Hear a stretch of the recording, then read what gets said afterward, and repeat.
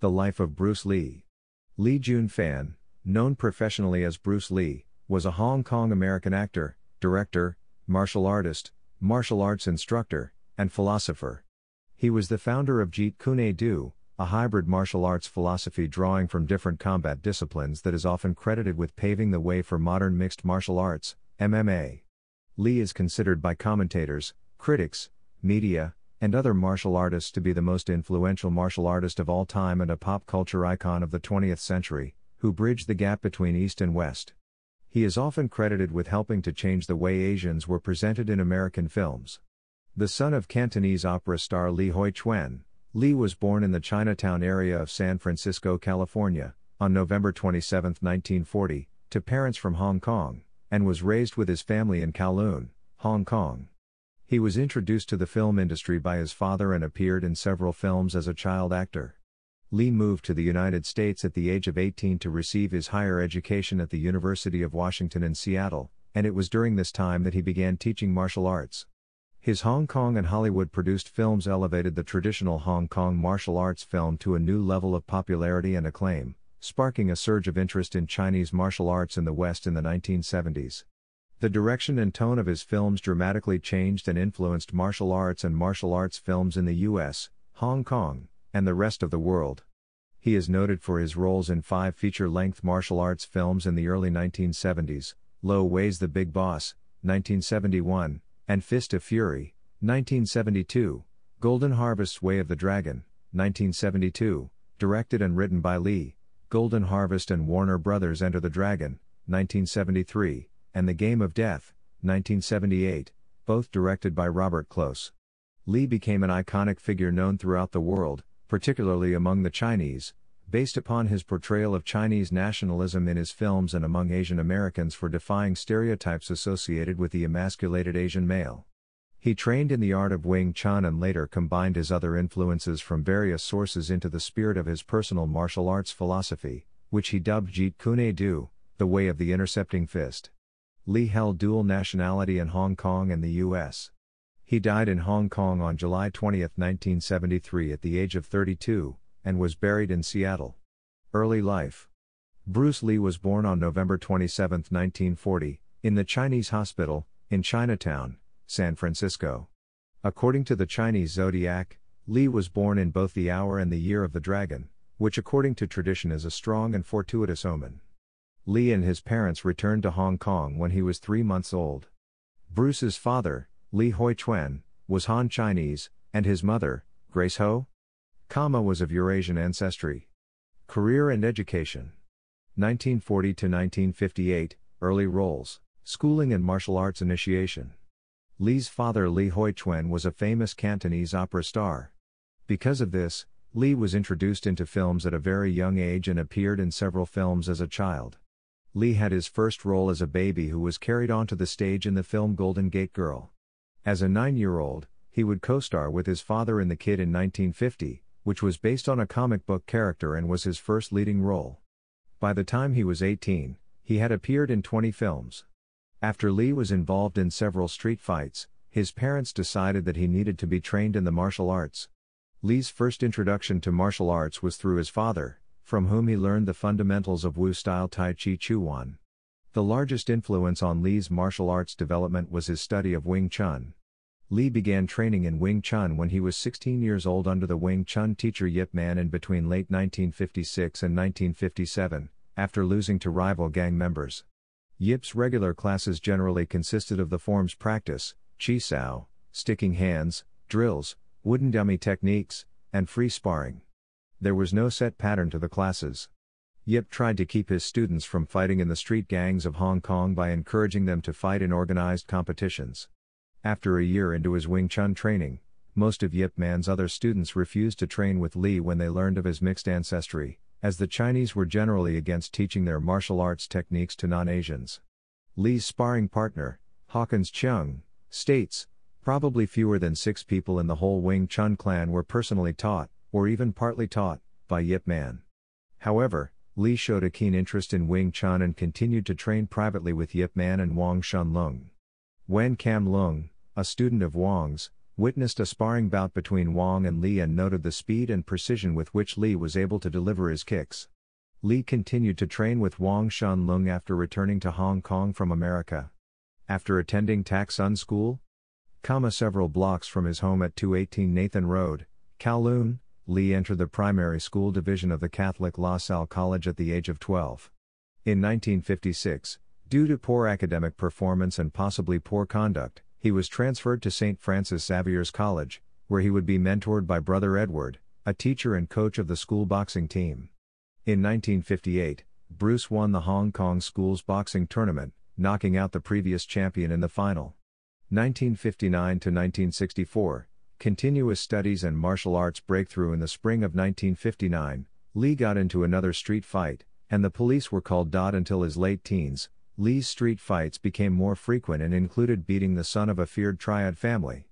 Eventually, Lee's father decided his son should leave Hong Kong to pursue a safer and healthier life in the United States. His parents confirmed the police's fear that this time Lee's opponent had an organized crime background and that there was the possibility that a contract was out for his life.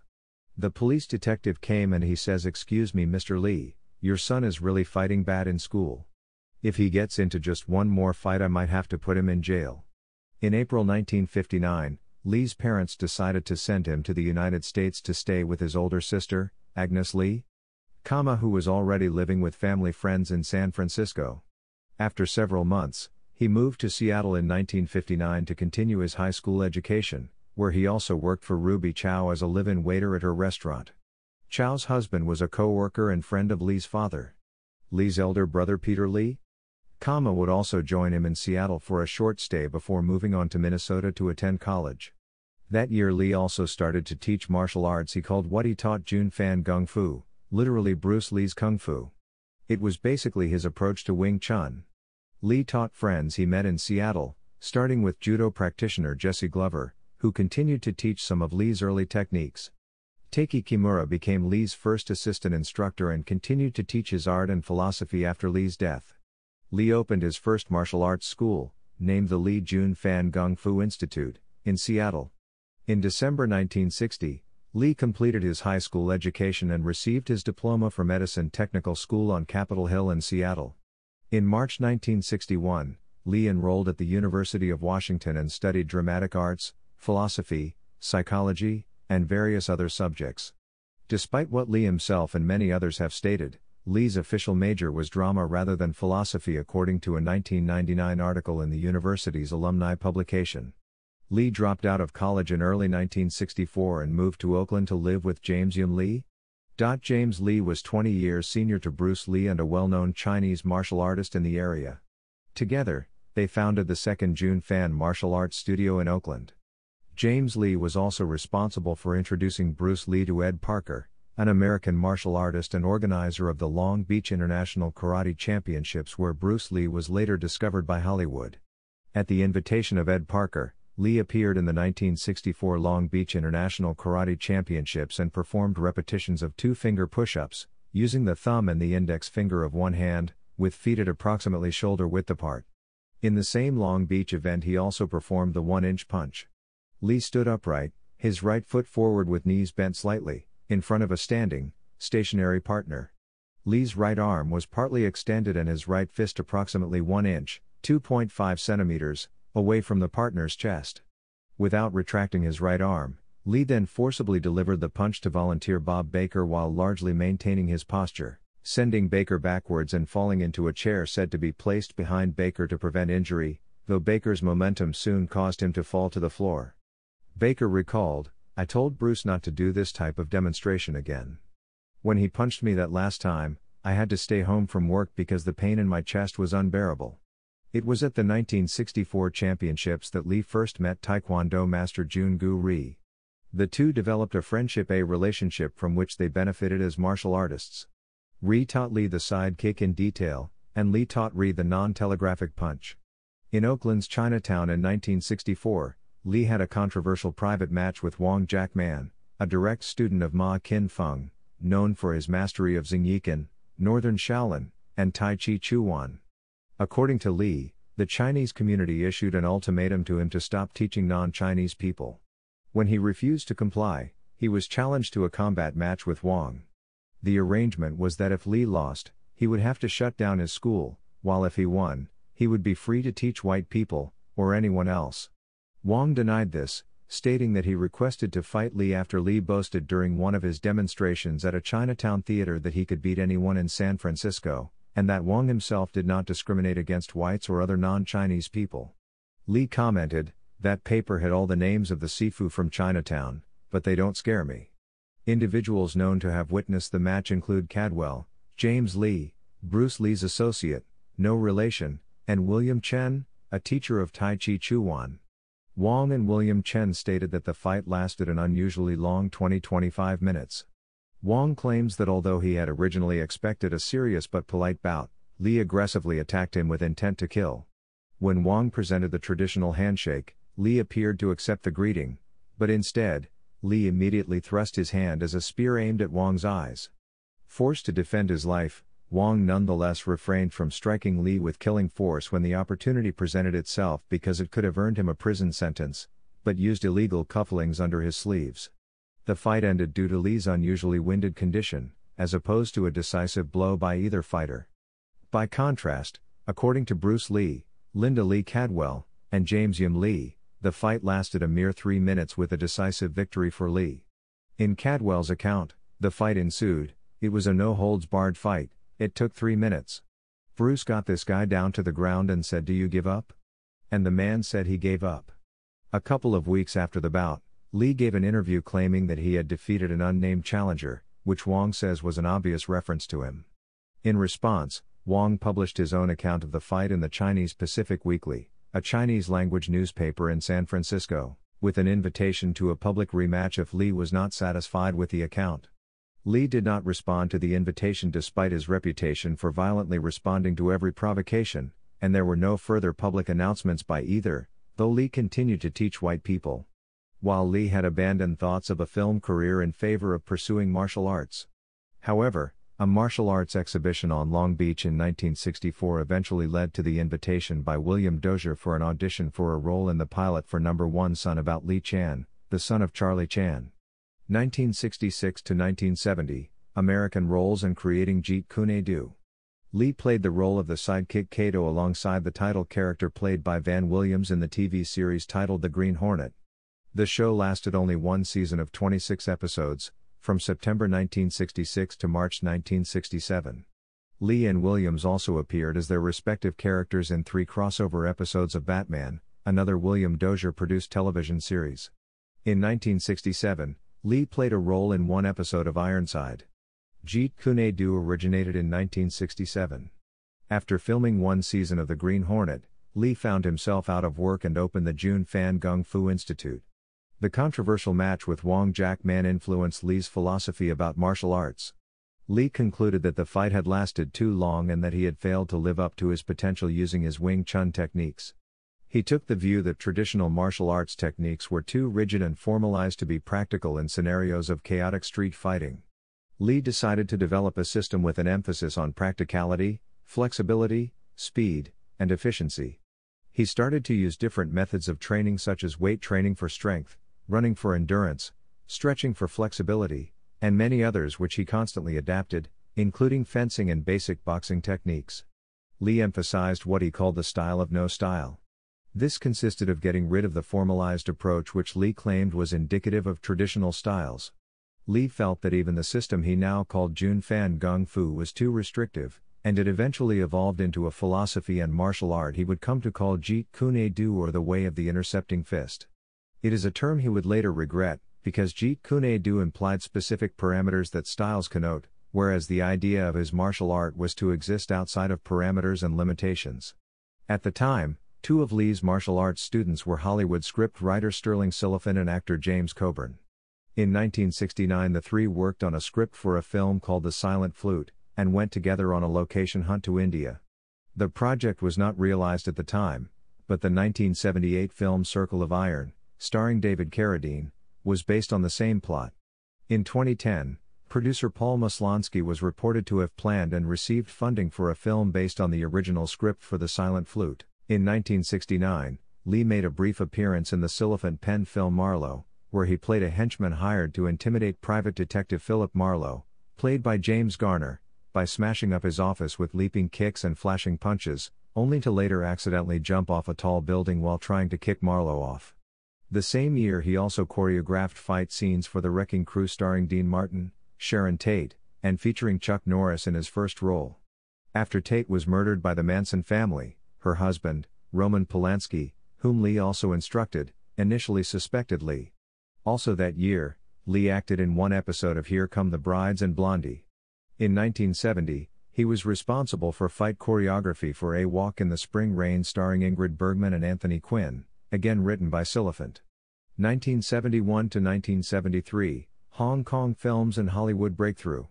In 1971, Lee appeared in 4 episodes of the television series Longstreet, written by Silliphant.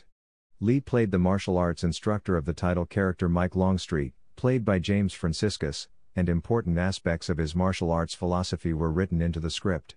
According to statements made by Lee, and also by Linda Lee Cadwell after Lee's death, in 1971 Lee pitched a television series of his own tentatively titled The Warrior, discussions of which were also confirmed by Warner Brothers during a December 9, 1971 television interview on The Pierre Berton Show. Lee stated that both Paramount and Warner Brothers wanted him to be in a modernized type of a thing, and that they think the Western idea is out, whereas I want to do the Western. According to Cadwell, however, Lee's concept was retooled and renamed Kung Fu, but Warner Brothers gave Lee no credit. Warner Brothers states that they had for some time been developing an identical concept, created by 2 writers and producers, Ed Spielman and Howard Friedlander. According to these sources, the reason Lee was not cast was in part because of his ethnicity, but more so because he had a thick accent. The role of the Shaolin monk in the Wild West was eventually awarded to then non-martial artist David Carradine. In the Pierre Berton Show interview, Lee stated he understood Warner Brothers' attitudes towards casting in the series. They think that business-wise it is a risk. I don't blame them. If the situation were reversed, and an American star were to come to Hong Kong, and I was the man with the money, I would have my own concerns as to whether the acceptance would be there. Producer Fred Weintraub had advised Lee to return to Hong Kong and make a feature film which he could showcase to executives in Hollywood. Not happy with his supporting roles in the U.S., Lee returned to Hong Kong. Unaware that The Green Hornet had been played to success in Hong Kong and was unofficially referred to as The Kato Show, he was surprised to be recognized on the street as the star of the show. After negotiating with both Shaw Brothers Studio and Golden Harvest, Lee signed a film contract to star in 2 films produced by Golden Harvest.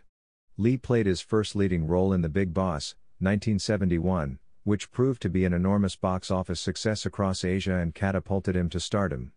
He soon followed up with Fist of Fury, 1972, which broke the box office record set previously by The Big Boss. Having finished his initial 2-year contract, Lee negotiated a new deal with Golden Harvest. Lee later formed his own company, Concord Production Incorporated with Chow. For his third film, Way of the Dragon, 1972, he was given complete control of the film's production as the writer, director, star, and choreographer of the fight scenes. In 1964, at a demonstration in Long Beach, California, Lee had met karate champion Chuck Norris.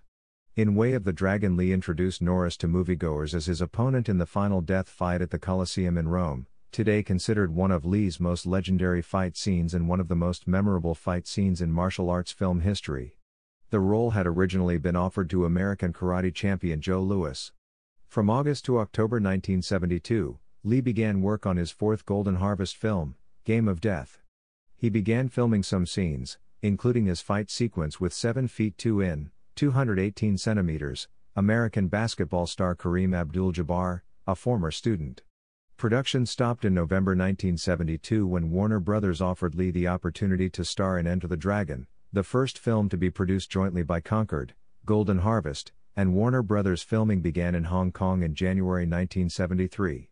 1 month into the filming, another production company, Starsis Motion Pictures, promoted Bruce Lee as a leading actor in Fist of Unicorn, although he had merely agreed to choreograph the fight sequences in the film as a favor to his longtime friend Unicorn Chan.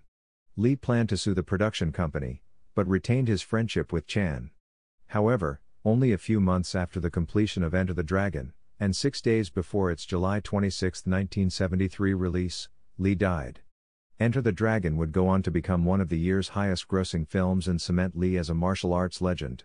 It was made for $850,000 in 1973, equivalent to $4 million adjusted for inflation as of 2007. To date, Enter the Dragon has grossed over $200 million worldwide. The film sparked a brief fad in martial arts, epitomized in songs such as Kung Fu Fighting and TV shows like Kung Fu. In Enter the Dragon, Lee was a Shaolin Kung Fu master, similar to the role of David Carradine as Kwai Chang Caine. 1978 to 2019, posthumous work. Robert Close, the director of Enter the Dragon, together with Golden Harvest, revived Lee's unfinished film Game of Death. Lee had shot over 100 minutes of footage, including outtakes, for Game of Death before shooting was stopped to allow him to work on Enter the Dragon. In addition to Abdul-Jabbar, George Lazenby, Hapkido master Ji Han Jae, and another of Lee's students, Dan Inosanto, were also to appear in the film, which was to culminate in Lee's character, Hai Tien, clad in the now famous yellow tracksuit, taking on a series of different challengers on each floor as they make their way through a 5-level pagoda. In a controversial move, Robert Close finished the film using a look-alike and archive footage of Lee from his other films with a new storyline and cast, which was released in 1978. However, the cobbled-together film contained only 15 minutes of actual footage of Lee. He had printed many unsuccessful takes, while the rest had a Lee look-alike, Kim Tai-chung, and Yuan Biao as stunt double. The unused footage Lee had filmed was recovered 22 years later and included in the documentary Bruce Lee, A Warrior's Journey. Apart from Game of Death, other future film projects were planned to feature Lee at the time.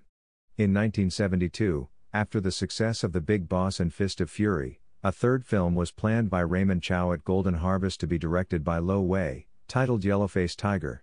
However, at the time, Lee decided to direct and produce his own script for Way of the Dragon instead.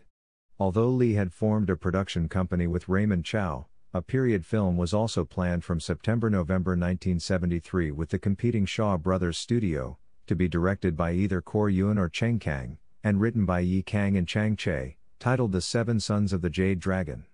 Lee had also worked on several scripts himself. A tape containing a recording of Lee narrating the basic storyline to a film tentatively titled Southern Fist/Northern Leg exists, showing some similarities with the canned script for The Silent Flute, Circle of Iron.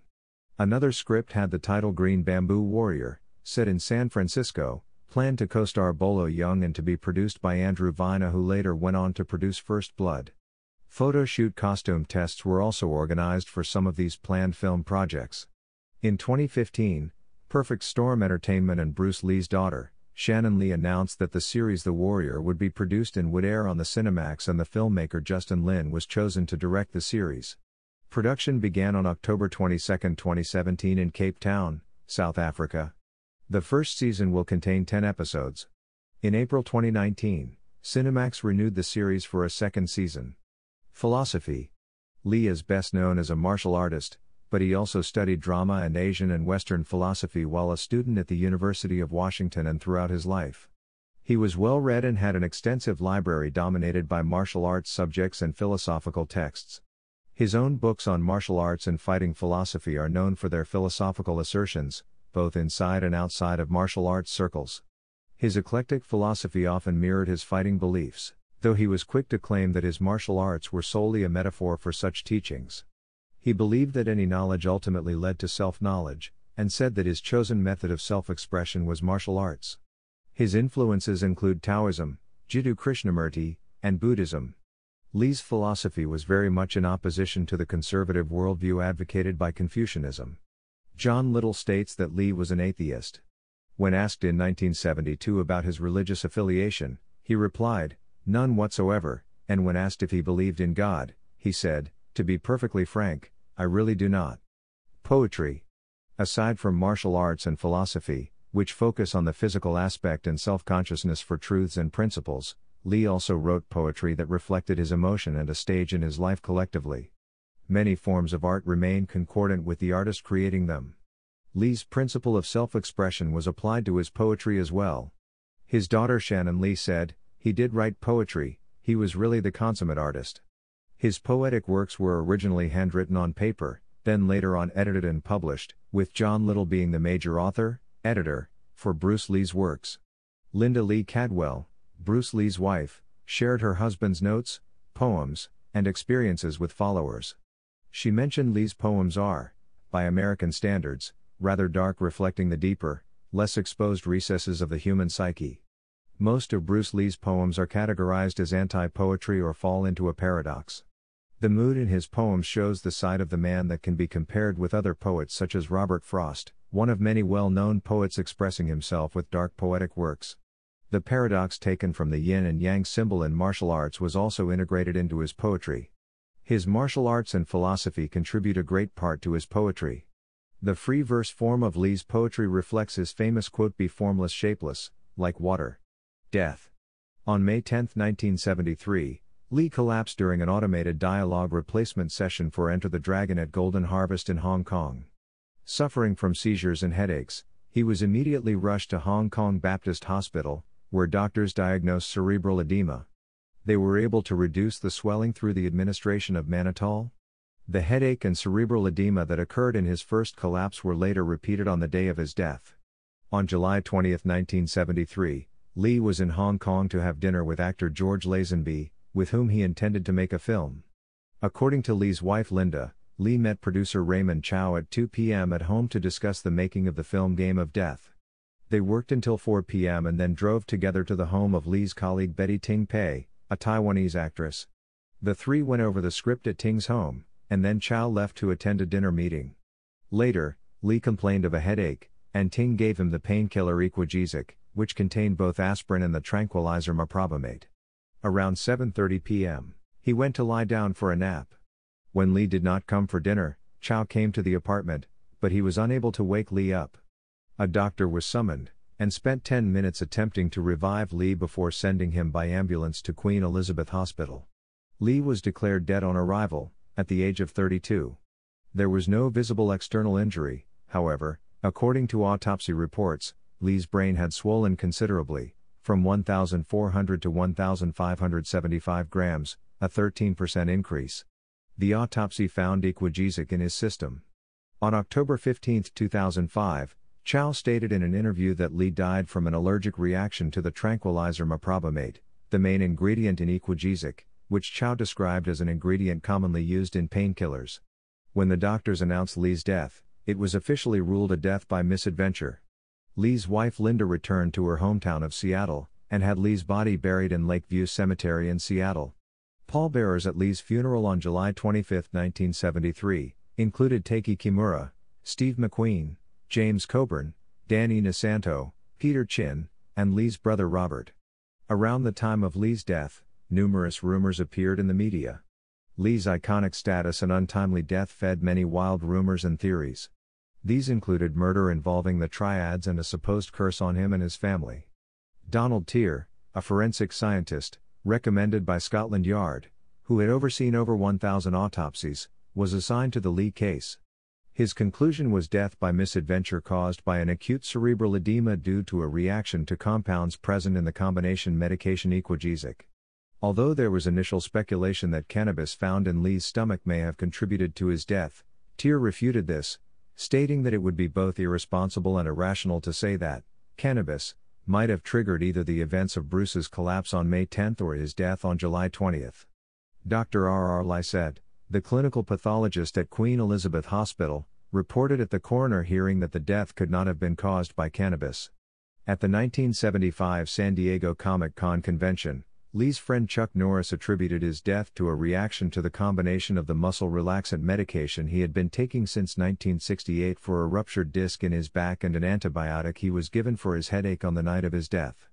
In a 2017 episode of the Riel's TV series Autopsy, The Last Hours of, forensic pathologist Dr. Michael Hunter theorized that Lee died of adrenal crisis brought on by the overuse of cortisone, which Lee had been taking since injuring his back in a 1970 weightlifting mishap.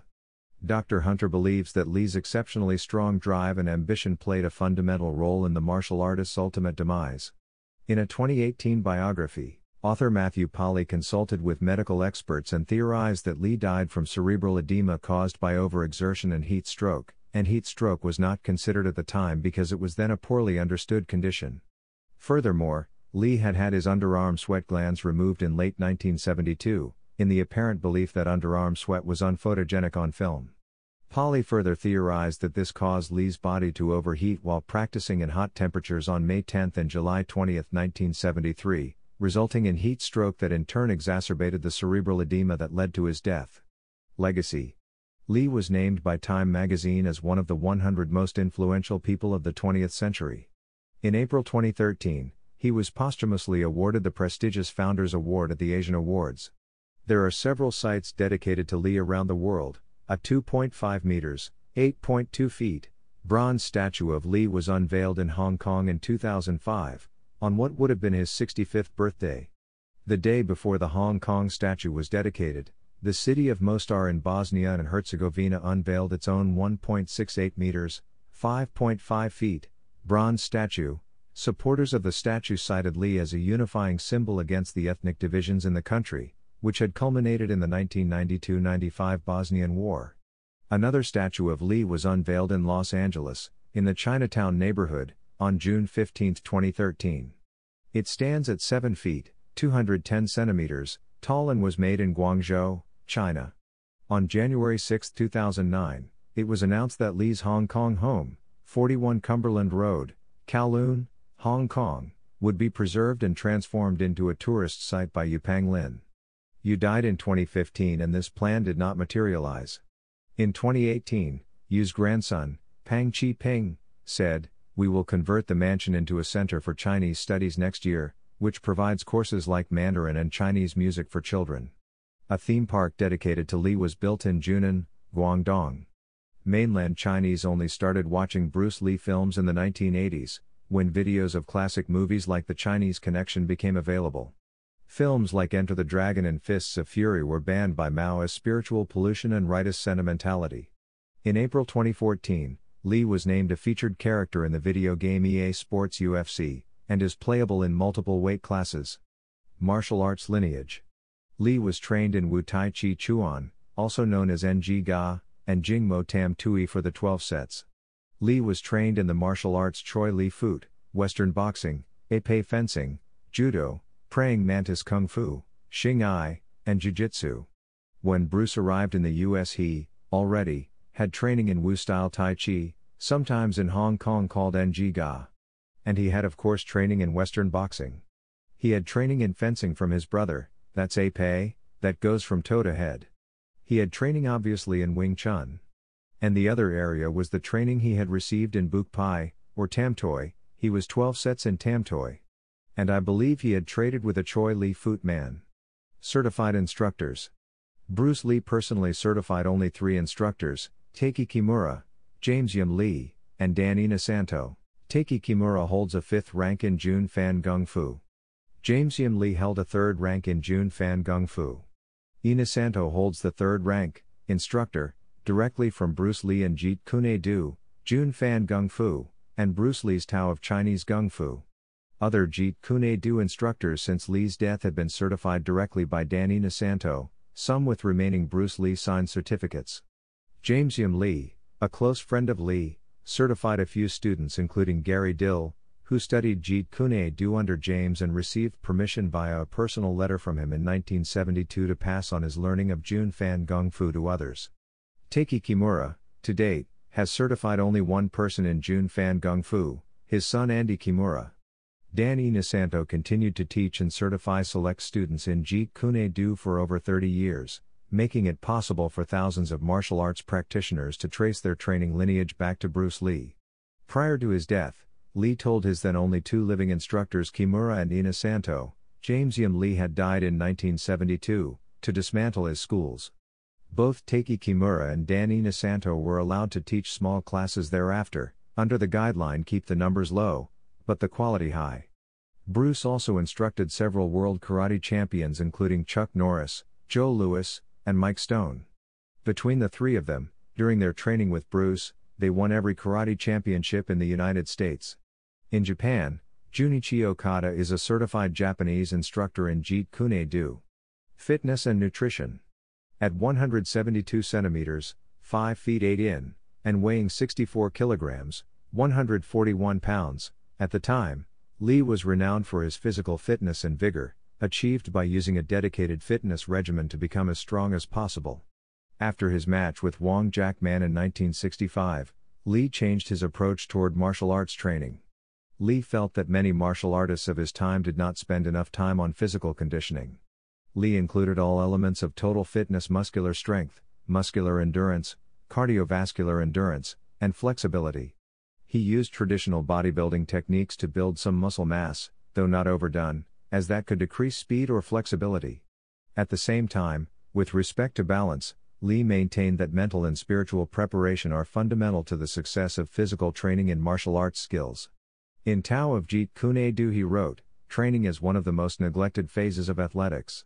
Too much time is given to the development of skill and too little to the development of the individual for participation. JKD, ultimately is not a matter of petty techniques but of highly developed spirituality and physique."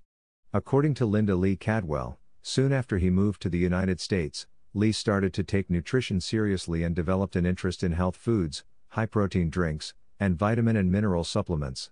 He later concluded that achieving a high-performance body was akin to maintaining the engine of a high-performance automobile. Allegorically, as one could not keep a car running on low-octane fuels, one could not sustain one's body with a steady diet of junk food, and with the wrong fuel, one's body would perform sluggishly or sloppily. Lee also avoided baked goods and refined flour, describing them as providing empty calories that did nothing for his body. He was known for being a fan of Asian cuisine for its variety, and often ate meals with a combination of vegetables, rice, and fish, and drank fresh milk. Personal names. Lee's Cantonese birth name was Lee Jun Fan. The name homophonically means return again, and was given to Lee by his mother, who felt he would return to the United States once he came of age. Because of his mother's superstitious nature, she had originally named him Siphon, which is a feminine name meaning small phoenix. The English name Bruce is thought to have been given by the hospital attending physician, Dr. Mary Glover. Family. Lee's father, Lee Hoi Chuen, was one of the leading Cantonese opera and film actors at the time and was embarking on a year-long opera tour with his family on the eve of the Japanese invasion of Hong Kong. Lee Hoi Chuen had been touring the United States for many years and performing in numerous Chinese communities there. Although many of his peers decided to stay in the U.S., Lee Hoi Chuen returned to Hong Kong after Bruce's birth. Within months, Hong Kong was invaded and the Lees lived for 3 years and 8 months under Japanese occupation. After the war ended, Lee Hoi Chuen resumed his acting career and became a more popular actor during Hong Kong's rebuilding years. Lee's mother, Grace Ho, was from one of the wealthiest and most powerful clans in Hong Kong, the Ho Tungs. She was the half-niece of Sir Robert Ho Tung, the Eurasian patriarch of the clan. As such, the young Bruce Lee grew up in an affluent and privileged environment. Despite the advantage of his family's status, the neighborhood in which Lee grew up became overcrowded, dangerous, and full of gang rivalries due to an influx of refugees fleeing communist China for Hong Kong, at that time a British Crown colony. Grace Ho is reported as either the adopted or biological daughter of Ho Kam Tong, Ho Gum Tong, and the half-niece of Sir Robert Ho Tung, both notable Hong Kong businessmen and philanthropists. Bruce was the fourth of 5 children: Phoebe Lee, Agnes Lee, Peter Lee, and Robert Lee. Grace's parentage remains unclear. Linda Lee, in her 1989 biography The Bruce Lee Story, suggests that Grace had a German father and was a Catholic. Bruce Thomas, in his influential 1994 biography Bruce Lee, Fighting Spirit, suggests that Grace had a Chinese mother and a German father. Lee's relative Eric Peter Ho, in his 2010 book Tracing My Children's Lineage, suggests that Grace was born in Shanghai to a Eurasian woman named Chung King Sin. Eric Peter Ho said that Grace Lee was the daughter of a mixed-race Shanghainese woman and her father was Ho Kam Tong. Grace Lee said her mother was English and her father was Chinese. Freda Dudley Balling said Grace Lee was 3/4 Chinese and 1/4 British. In the 2018 biography Bruce Lee, A Life, Matthew Polly identifies Lee's maternal grandfather as Ho Kam Tong, who had often been reported as his adoptive grandfather. Ho's father, Moses Hartig Bosman, was a Dutch Jewish businessman from Rotterdam. He moved to Hong Kong with the Dutch East India Company and served as the Dutch consul to Hong Kong at one time. He had a Chinese concubine named Zi Tai with whom he had 6 children, including Ho Kam Tong. Bosman subsequently abandoned his family and immigrated to California. Ho Kam Tong became a wealthy businessman with a wife, 13 concubines, and a British mistress who gave birth to Grace Ho. While studying at the University of Washington, met his future wife Linda Emery, a fellow student studying to become a teacher, whom he married in August 1964. Lee had 2 children with Linda, Brandon, 1965-1993, and Shannon Lee, born 1969, and Shannon Lee, born 1969, and Shannon Lee, born 1969, and Shannon Lee, born 1969, and Shannon Lee, born 1969.